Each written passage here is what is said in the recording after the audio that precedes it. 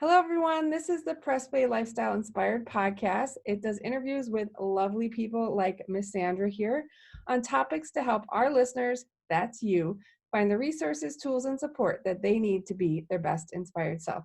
So, hi, Miss Sandra. How are you today? Hi, Jackie. How are you? I'm great. I am great. And how are you? I'm good. I've had a nice. My husband took me out to lunch today, so it was. Yeah, I know. It was like all spur of the moment. It was really good too. Like, Oh, did you tell him that Valentine's is next week?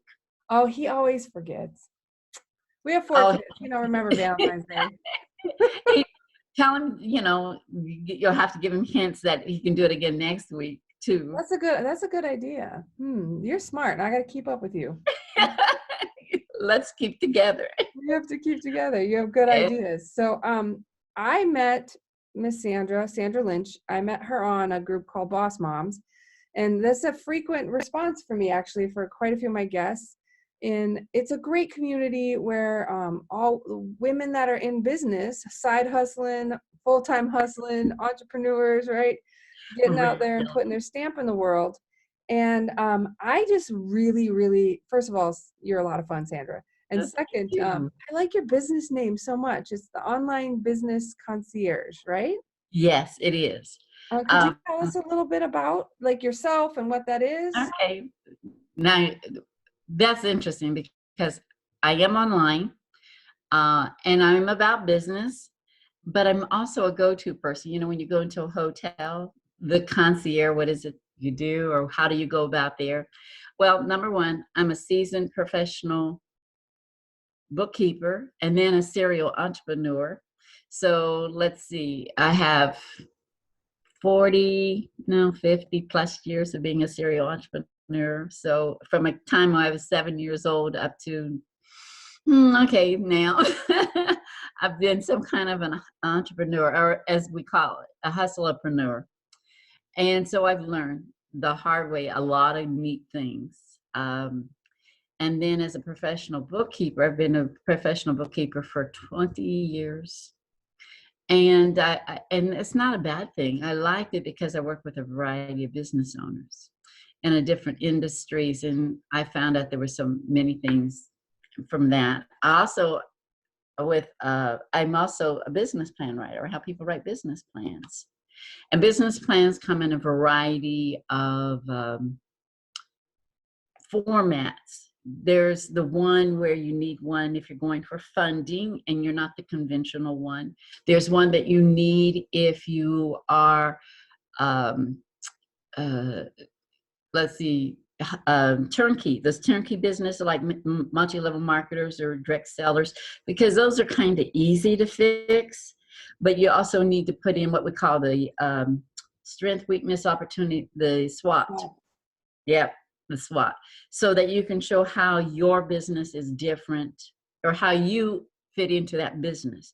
What is your SWOT? Is the strength and weakness of the internal, where opportunity and threat is the exterior. And so that way, anyone reviewing it, because most people need the business plan if they're being audited or reviewed by the IRS to see if it's a hobby or a business, and you want to be able to establish that. I work with a gentleman who does, he writes a book for home-based businesses to understand the tax breaks. So like I said, a concierge, when you go to them and ask, do you know? You say yes. I can help usually, yes, that and Google. Help them, give them a list, because some people are not familiar with how to do Google. And also the Google in their area may be a little different than the Google in my area. And I've usually in business, there's someone, usually I come across. Another resource I love to use is Fiverr, Fiverr.com. Oh my goodness. Uh, I was surprised to see how many people I've engaged around the world. Yeah. I love Fiverr. So then they'll ask, well, who's the one you do? But that way I can empower business owners. But what I really want them to do is understand their numbers. Yeah, and like you were mentioning that before when we were preparing for the interview, and you gave a really great example of a man that bought a dog, a really expensive dog. Would you mind sharing that with us? Because I thought it was a great Yes, example. it was really interesting. I'm not really a dog fan or animal fan Fair because enough. one dog peed on my foot and I just didn't like that. But this one was a ugly looking, cute dog. It was like one of these, it was about this tall, not too tall. And he said he paid like $10,000 for this dog and he's into breeding these dogs. And I said, well, how much does it cost? And I forgot to tell him, but he's going to be connected with me. What's interesting about him is that he says they get $3,300 for breeding when he goes to breed these other dogs. And what I forgot to tell him, I met this one gentleman who used to breed horses. When they breed horses, they actually make those guys like they put them in each one of the animals was like a corporation. Oh, for every So animal. he cost it. And they sell the semen for like tens of thousands per gallon. Oh my And God, so if you're going gallon. to do dog, you want to kind of protect it so you can also cost code what that animal's going to cost you over the period so you can make certain you're making good money. And the funny part was he said, he's making good money doing this. And I thought, wow, I'm really proud of you. And I said, what are you doing with your money? And he says, oh, I'm going to buy investment property. And go, whoa. I mean, this is a young man in his early 20s, mid 20s or something like that. And I think, wow, you're smart, really good. I said, how are you doing with your numbers? Oh, I had somebody maybe balance my checkbook. And I said, are you for real? Are you for real? That's all? I said, how do you know what you're reading? I said, that's what he says. Okay, tell me why. I said, well, number one, you've got to know if the number's in the right place. You really do. And he says, I'm interested. I'm interested. And so that's what I'm about, helping people understand their numbers. Other people that I've worked with, what's really interesting is I help them to identify what break-even point. Now, as in writing business plans, break-even point is usually done, okay, you're going to invest $100,000. Your break-even point for all of this is going to be when you sell so many units or what's going on. And it's kind of snuck in the financial section. I say snuck because it's just a small part of the financials. Now, this part I didn't share with you earlier, but I believe there's a God and there's a reason sometimes we go through some crazy things in life. And I ended up going into prison it was 4 years ago, I think it was, in 2017. I happened to be a bookkeeper. I wasn't even the bookkeeper. I was a QuickBooks trainer at this company that, according to the government, was doing tax returns illegally. Now, I was only at this facility for 6 weeks or less, working mostly from my home. Oh my But goodness. the government said I should have known. It's one of those shoulda, coulda, but I didn't. And I fought it. I fought the allegations. But while I was in I fought it. I even took it to trial. And because I took it to trial, when I was found not guilty on the one charge called aiding and abetting. So anybody ever get associated with anything, be careful of aiding and abetting, because that's a sneaky little thing. I got charged with aiding and abetting. And what's really weird is the people that I was training didn't even get charged with anything. That was a sad thing. Yeah. I was working with the office staff on teaching them QuickBooks, but they didn't get charged. But anyhow, what God says that, He'll not put us in anything that we can't bear. He'll make a way for us to escape. And so I had to get an attitude adjustment. After I got in there, I was in there for 8 months and then 17 weeks at a halfway house. But while I was there, I got to teach. I got to teach business plan writing, and I also did financials. And while I was in there, number one, we didn't have any books, so I had to get the the educator to provide some copying for me, and then I had my friends send books into me that I knew that I could put the coursework together. So I wrote the curriculum. And while I was in there, I taught this course on financials, and I just took it so they could understand what break-even point was. And that was the most interesting class because the students were provided feedback and they really took the time. And I say students, we had ages from youngsters that were 20 up to people that were 70 years of age that are in prison, okay? Some of them had education, some of them didn't. But what happened, one lady who actually was in the class, she said, do you mean to tell me if I only had 3 more parties, I would have broken even just by identifying what her variable costs were, identifying what her fixed costs were, and we looked at what the average price was per unit for the parties.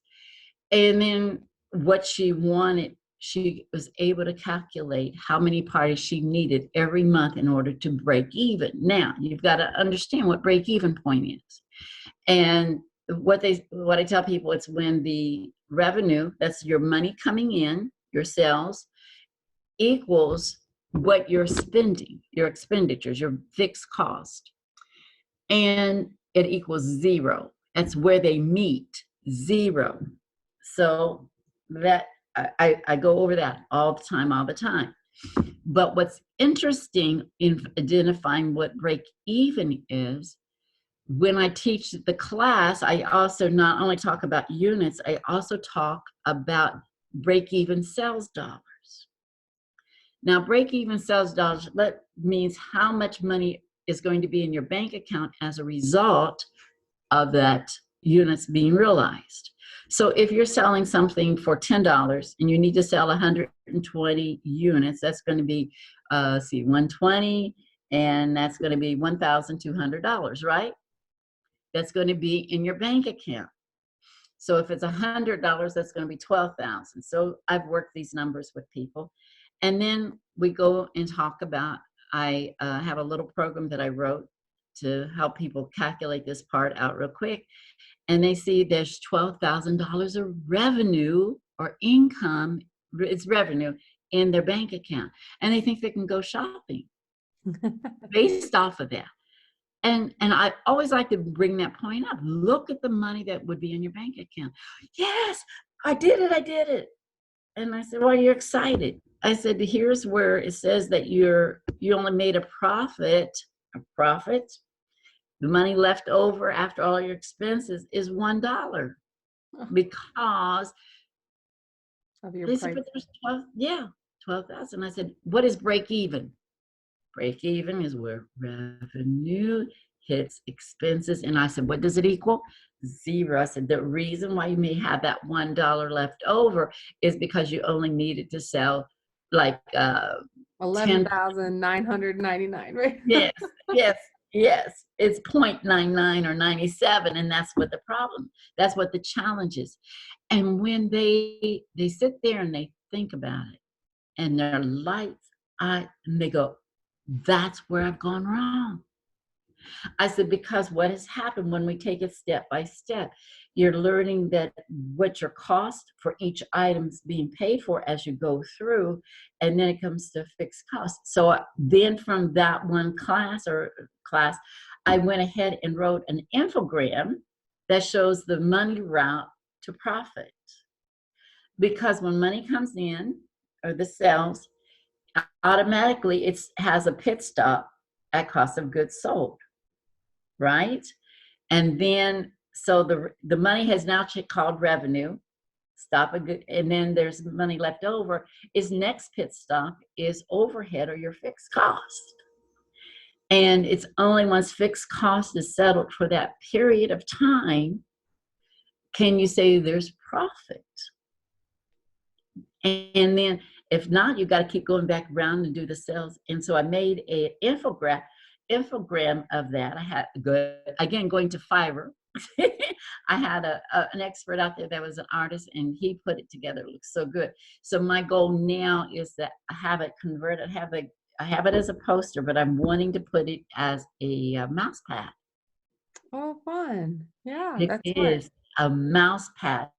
And then my goal is to try to get bankers to have their logo on the mouse pad and then make it available to the bookkeepers and business people in that area. And I have it so that they can even put their business card in it. So those are some Oh, of the look at things. you. That's so Yeah, cool. isn't that cool? I think, but you have another thing that you already finished though, right? So when I went onto your website, Yes, there's this yes, really handy little calculator. Could you tell us a little bit about that tool and why it's important? yes. It's number one. It's for me, it's an online business concierge. And when you go in it, it says it's the secret sauce because I feel it's the secret sauce. Because if you want to know where you're going to achieve your goals, you need to know what your target looks like.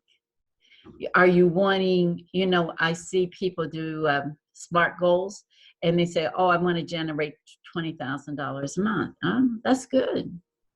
What are you going to be able to do with it? Is it making your paycheck? Yeah. And so, anyhow, my little smart calculator out there allows you to put the name of the project or the product, your name, and then you put in your fixed cost, your variable cost. Your variable costs are the first things, and the variable costs are those items directly associated with the production and the sale of your product. Now, my little calculator that I teach people how to use in the course I teach them how to use is to allocate also for the cost for credit cards. Oh, nice. So like that 2.3% or whatever. Where did you find something for 2.3 plus 30 cents or whatever? Yeah, yeah. It's So like I think PayPal right now is 2.9 plus it 30. depends on, I think it depends on your volume. So you want to make certain that you put, I would tell people it's better to go up a little higher than a little lower. Yeah. Put that percentage in there. If you have an affiliate campaign, you want to put certain commissions in it. And I have a little calculator that helps you set whether it's a percentage or a flat rate. Because each sale that you have, that's a cost associated with the sale of that product. Now, if you're including shipping and handling, you want to include that price in there as well. So, So let's, Miss Sandra, so would that calculator be useful for both tangible goods as well as services? by all means, Okay. because services also have a cost. Um, if you have, for instance, I'm having a color workshop, a color accounting workshop. It's a live event that's here in Southern California. And what's interesting about that, when I'm doing the calculating of my costs, I have an affiliate campaign going, so I have to factor that in. I have the cost for the Eventbrite's price per unit. Mm-hmm. I'm also providing the meal and the snacks because it's an all-day workshop. So I've got to factor that in. So if I can break even, I want to know that. So yes, that's a very, service that I need to make certain I'm not going underwater with. Do you include when you're doing that estimate for like a service, are people also including their time? Like, is there an hourly rate that you equate, or do you recommend not doing that? I know this sounds strange, but I would say yes, because you're valuable. Oh, If thank you're you. I think so. Yes, you are. But if you're paying somebody, yes. For sure. But Yeah. aren't you somebody? Yeah, I'm a body. That's true. That's true. Fair enough. And so I believe you can allocate, and now if you're on an evergreen and it is recorded, then what you want to do is make certain that you're part of the fixed cost, because that's part of identifying break even. So make certain, and one thing I love doing in this is helping people write out their dream paycheck. Yeah. And I think And we're that gonna, is it true though?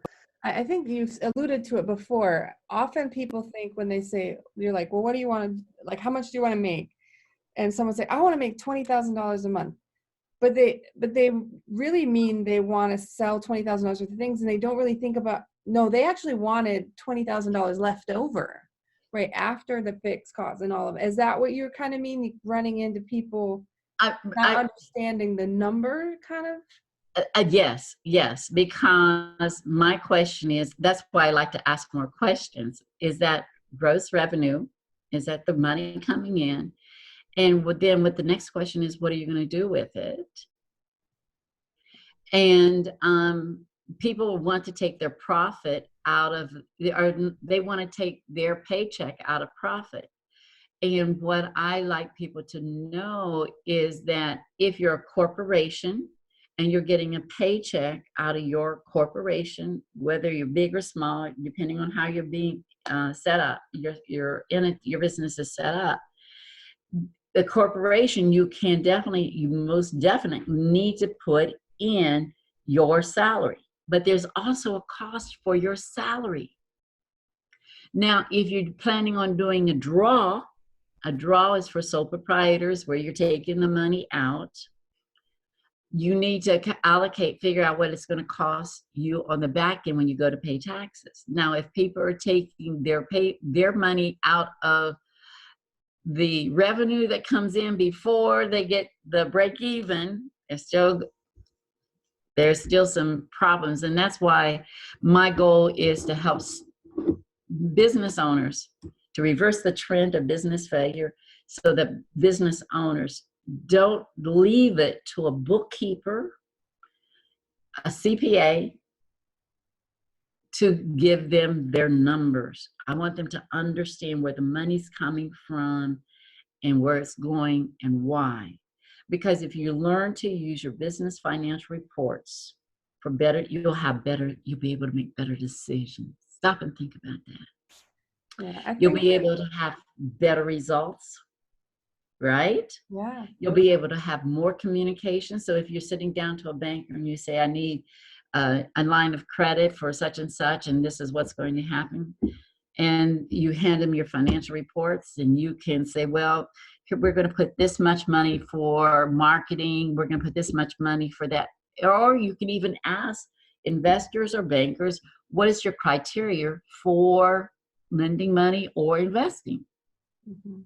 So you'll have greater communication and greater engagement, and you don't have to pay somebody $150 an hour to come in and do the talking for you. Because why? You know your numbers. If you notice Shark Tank, I love It's like Shark the Tank. first thing they ask. Like they get really worked up if you don't know like your basic per unit and what's your margin. Right. Yeah, what's your EBITDA and all of that kind of stuff. Right? Yeah, let's see, the before taxes. Yes, yes, Yeah. and then you need to know how to do all of it. Not know how to do it, but understand what it says and where the numbers are coming from. Start asking questions. You can talk intelligently to bookkeepers. Know how to hire bookkeepers, because not all CPAs know. See, I like to think a CPA is like the general of an army, where your bookkeeper is your front man infantry person. Yeah, they're the front lines. They know what's really going on, right? Right. So a lot of people say, well, I just turned it over to my CPA. Well, your CPA is going to usually will turn it over to the bookkeeper to handle. Yeah, yeah. It's funny. We have a CPA that does our taxes, but then there's like stuff throughout the year, like quarterly returns, things like that. Mm-hmm. And I never ever hear from her except for once a year for planning. It's usually her staff. She's like a whole Right. large staff. But I think like you and I were briefly discussing earlier, the most important thing in business, in your perspective, is numbers, but in general, you shouldn't really delegate something you don't understand. That is so true. That is so true, because how are you going to interview a bookkeeper? How, do you know QuickBooks, or what software do you use? And you go, oh, it's up to you. And that's not a smart way to go. Oh, you know what? Also, Jackie, we didn't finish with that little quiz is that they can Yeah, take sure. a So like calculator. Go ahead. I'm sorry. Right. That's okay, because I chat a lot. So they get they put their fixed costs in, and then they also put in what they're going to sell that product for, And when they push the button, it'll generate the report, automatically calculate what their break-even point is in units, their contribution margin. The contribution margin is a term that a lot of people that I have problems with some people. They say, well, that's the net profit, and or the gross profit. It's the gross profit. And I said, you know what? It's called contribution margin because it's contributing to your fixed overhead, your fixed cost. And then after that, then you have your net profit. So let's call it contribution margin. And you can Google contribution margin. You see that it's referred to as gross profit. But here's the cute thing. I listen to things on Facebook and people often say, well, it's a profit. They forget to put the gross profit in there. And that's why people think profit is profit. Oh, I just pay for the cost of the goods and that goes from that. So that's why I'm wanting to educate. Remember, I said I want to reverse the trend of business failure by helping people understand certain words, understanding its role in the business.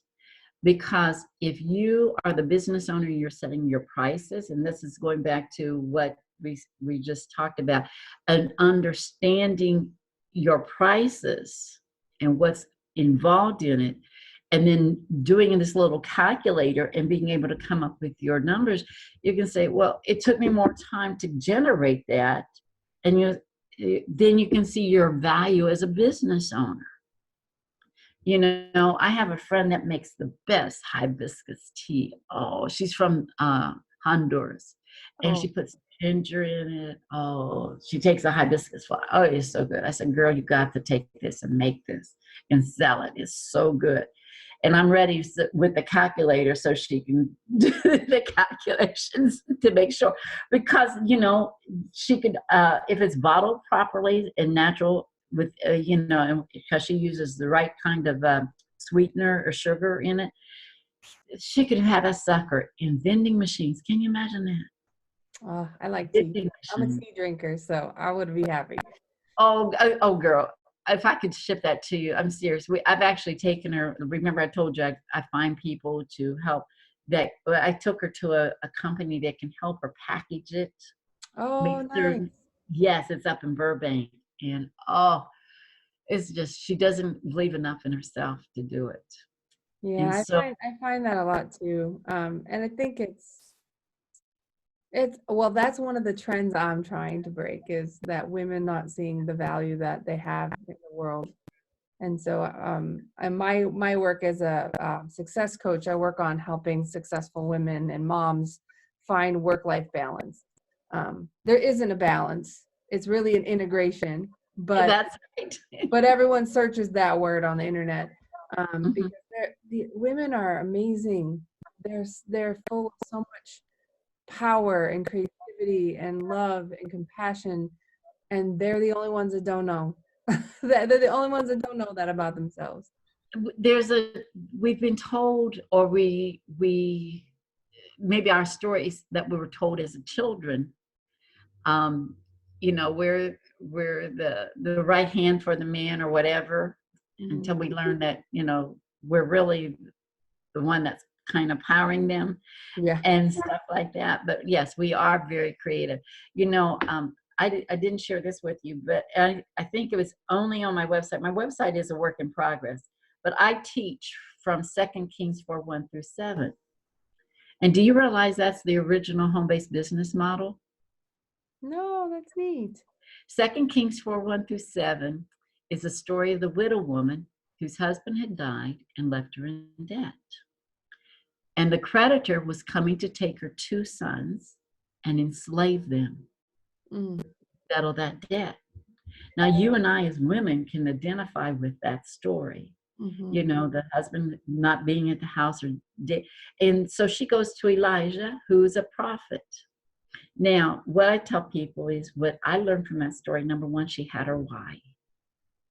She wanted to save her children from slavery. Number two, she goes to Elijah, who's a business coach. Yeah. In those 7 verses, the man is a business coach. And I'm going to share with you how. First thing he does, he asks her is, what is it that you have?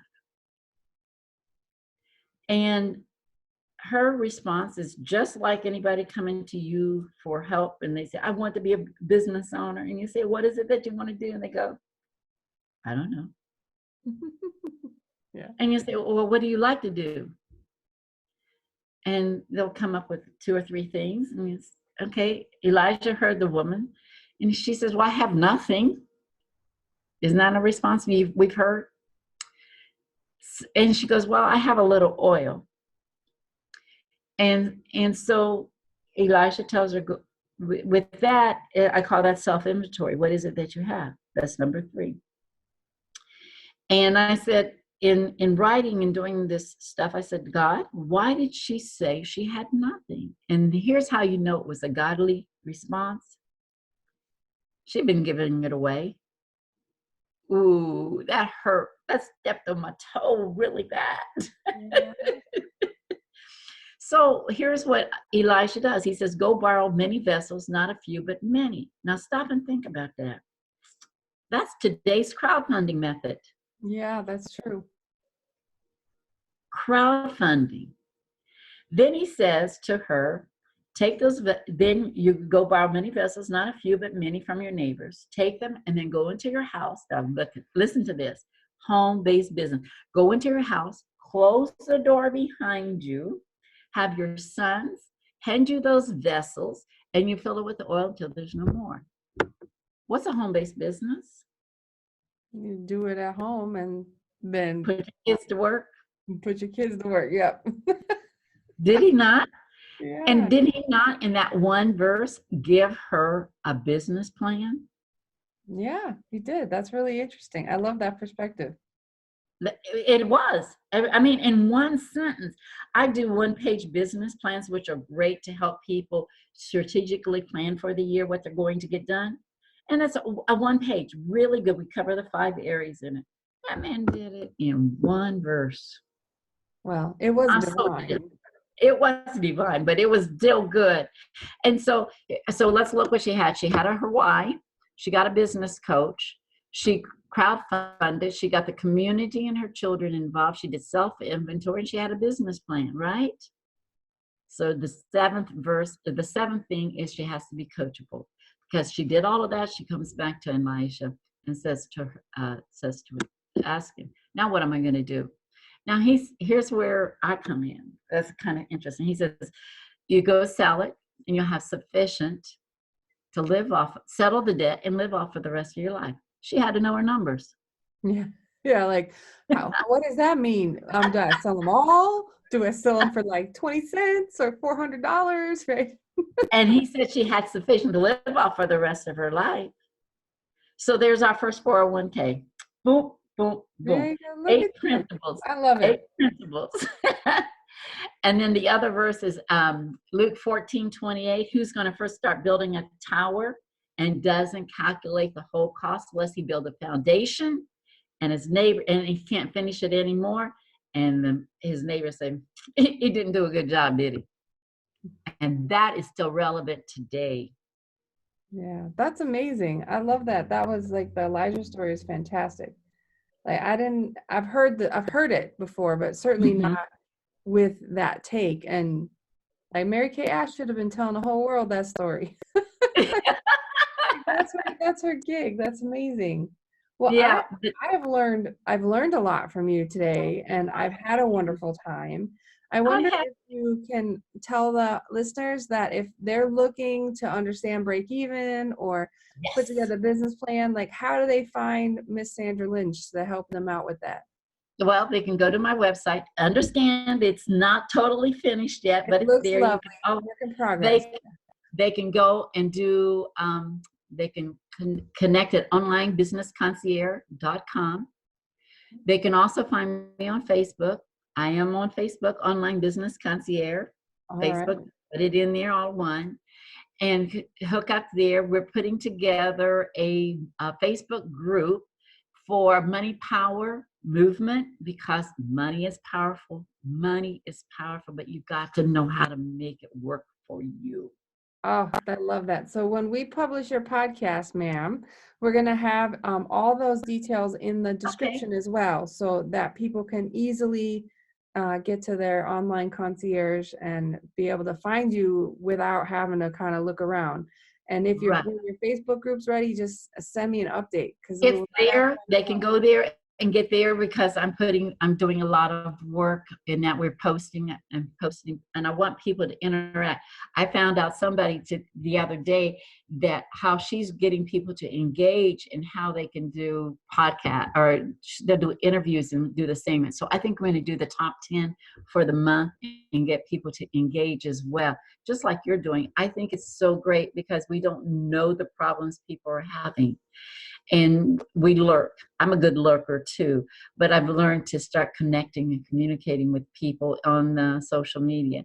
And I want them to be successful. I want them to become a good statistic. I want them to be successful, even if it's making pies or whatever. I want them to be successful. I want them to know their numbers. I still can't get over this young man today that paid $10,000 for a dog. He's going to get What are you $300 for the semen from that dog. Like I told you, that one gentleman, he taught about how to incorporate each doing? The horses, animal. yeah. Yeah, the horses, and he was telling how much the horse breeder was getting per gallon for the semen. And the only thought that came to my mind is he thought how it was, and I said, "What? Are you jealous?" Yeah, right. Like his output is impressive. Oh, you are too much fun. And I had such a great time. I would like to say thank you so much for taking time out of your busy concierge service to spend with us. And And I I look want to thank forward. you. I want to thank you for this opportunity to share the story with other people. I hope Absolutely. people are not afraid of the story about me being in prison, I think because it's, out of that, I that's didn't know that about you, but you know what? I think that people recognize, or at least I've begun to see, every master was once a mess. And yeah, it's through their mess that they their really, biggest, hardest challenge that they find the gift that they're meant to share, right? yeah, If you didn't yeah. overcome that, if you didn't have that hurt, that such hurt, then how would you be so passionate about people understanding where their money is, right? Like you might have been good at it, but would Hmm. you be quite so passionate? No, and Probably also not. I'm more passionate because you do have this invisible label of being a felon. As a felon, you're supposed to report that to whoever you come involved with. Mm. And for me, walking through this path, there's a TED talk that I want to work on in a couple of years, and it's called "Being a Felon is a Bad Rap." Stop and think about that. That's clever. It is very clever because according to the federal government, once you're labeled as a felon, you have to respond to that negatively. And people that are not affected by it usually become very protective and they're afraid of you.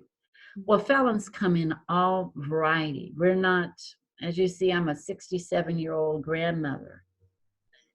You were People, saying too when you were teaching that like you had young kids up to 70-year-old people, and yes, like these young kids, like how do kids get into trouble like that?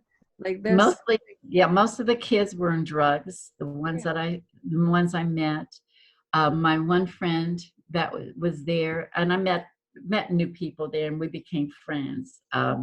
One lady that was in there, she was from Guam, a mother and a grandmother. She was like 32 years old. Her name, oh my, I'll just Mac. Yeah, her husband was involved with drugs, but because she rode along with him, she didn't do the accessory. drugs and got the money that he made. He would bring the money home. She used it. They got her for, like I said, aiding and abetting. And it was really bad. And she had, I think, like 5 or 6 kids back in Guam. Her mother Oh, was taking care of them. And so, we have friends. She's got to live with that for the rest of her life. She didn't do the drugs. She was she was a Christian. She's a Christian and everything, and that didn't. It was just really sad. But she had a sweet personality and everything like that. I loved Mac. Mac was my buddy. Mac was the one that got me start walking. When I went into prison, I was 250 pounds when I came out because I refused to let the food destroy me. I came out 70 pounds lighter. So I'm the smallest now than I've ever been my entire life. So you turned your life into an amazing beacon of hope for people who just had something crappy happen to them, you know? something crappy, but I refused. God said, Joseph in Genesis, I love Joseph. Joseph's my great grandfather. I'm telling you, because I love what he said. He told his brothers when the brothers were coming in to, make amends after their father had died. And Joseph knew their heart. He said, you might have meant it for evil, but God meant it for good. He showed the love. He showed the love. And I say he's my great, so many great grandfathers, because if you stop and look at it, Joseph was the controller, the financial controller of Egypt. Stop and think about that.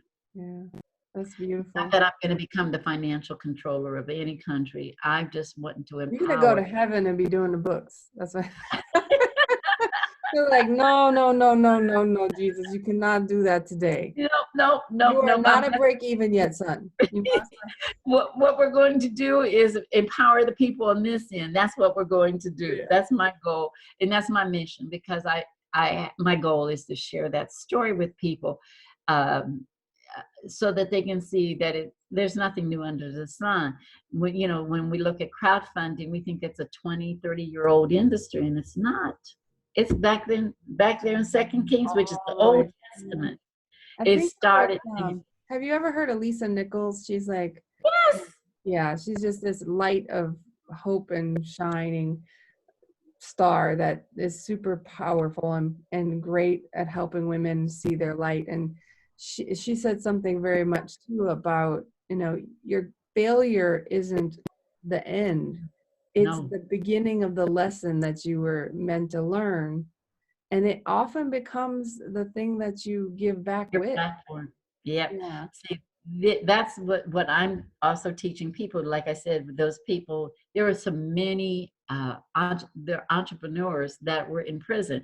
They didn't know it, because to survive on the inside, they were the underground, where the people were very creatively making very creative by selling things.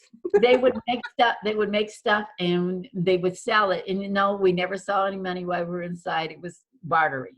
Yeah. And I want to make certain those people come out, that if they take that to the nth level, that they know how to understand their numbers. Yeah, my mom actually, when I was a kid, so it's like, real quick story.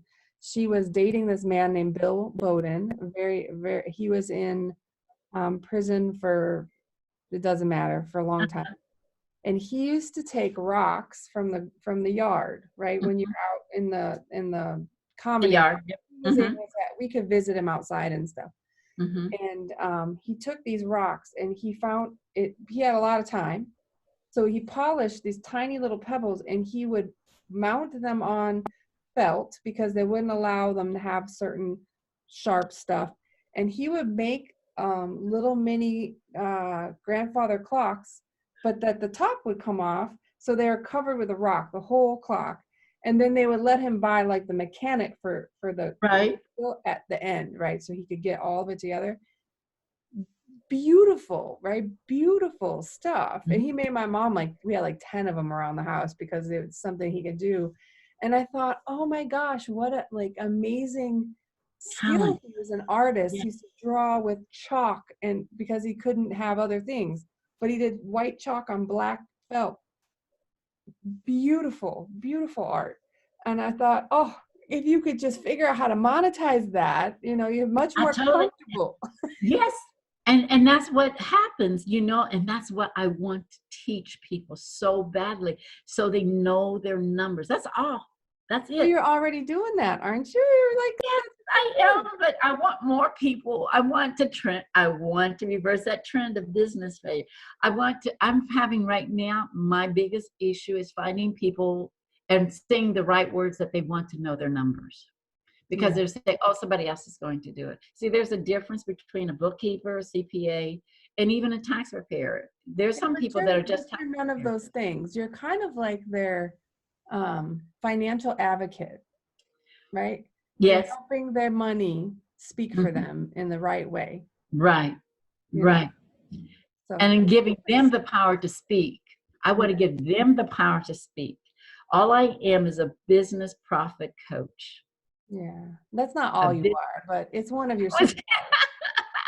Well, that's it. I want them to know their numbers. So, but Jackie, you were a pleasure to talk with as well. And I wish I could find that guy that did those clocks because, he could. They're so pretty. Oh, I Ah, don't the even know if talent that. he's still with us. He is like my mom. My mom is ill and not doing real well, but she's young. My mom is only 60. What am I? She's 63. Okay. And so Bill would only be like 65, but Bill's still where Bill is. He was in Arizona. There's a prison in Arizona that he's in. Our Uh, country has a prison in every state. It's so sad. well, It's so, so yeah, sad. and he went in and out and in and out, and it was a hard transition. But the amazing artist, it was crazy, like how someone could like take rocks and Yes. turn them into these just rays Remember, of sunshine. so remember what I said. What is your self inventory? Remember Second Kings. What is your self inventory? Yeah, his And is what? rocks. He Yeah. killed it. He was awesome. Can you imagine what his cost of goods sold would be like? It's just his time invested, Yeah. and the movements and the stuff like that. It would be reduced, and he would have one of a kind art that he could actually probably go even higher, Yeah. because some of these artists they do murals and stuff. They'll get $1.5 million. You can't have anybody duplicate your work. Yeah. Yeah. It's So amazing. So I'm like, I've had so much fun, and I'm so blessed and so thankful that you took time with me today. And I know we will keep in touch. And now I know where to send folks who are trying to get their business plan put together.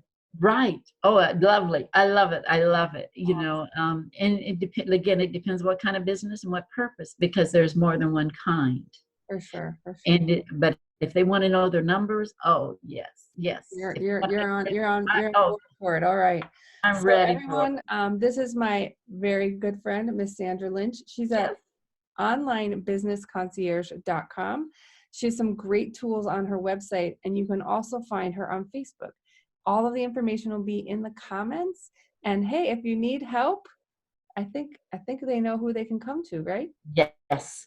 All right. Well, Well, thank you, Miss Sandra. the online business concierge.